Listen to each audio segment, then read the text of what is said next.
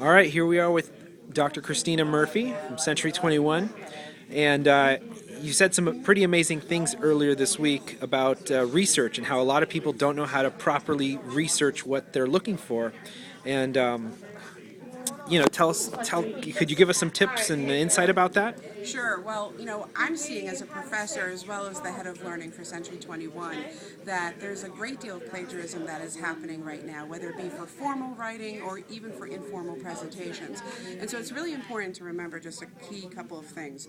One, always annotate, meaning always give credit to where you're getting information. So if you're putting together a PowerPoint presentation, put a little asterisk in the corner and say who the authors were, what the article was, and what publication it came from, and mention that if you are giving a presentation, because one, it makes you look smarter, and two, it really kind of then takes away a great deal of that legal binding that you might get into if you're using information in an incorrect manner.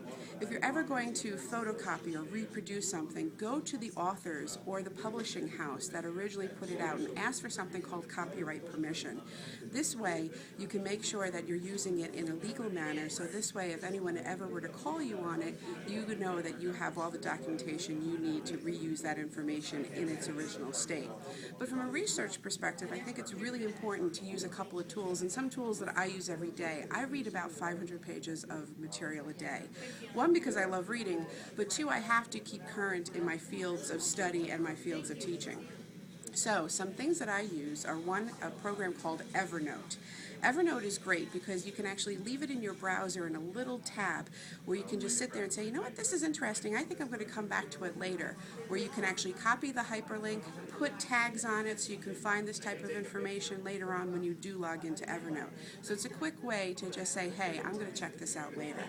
Two, I also use a great deal of Google applications, and one of my favorites is Google Alerts. So if there are topics I'm really interested in, I'm going to go ahead and use Google Alerts to put in those keywords or those key phrases, and this way I can set up a digest of information to come to me, whether I want it daily, as it comes in, or weekly. So this way I can have the internet work for me instead of me always having to put out search tasks to see and get that information. By doing this, you'll stay on top of what's current in your area of study or focus, and this is a great way to show the people that you're presenting to that you are staying current with all the information that's out there. But use these tools to help keep it organized and make it simple. There's so much to choose from out there. Just make sure if you keep it simple and you annotate and you give credit where credit is due, you'll always be on top. Awesome. Thank you so much. Oh, thank you.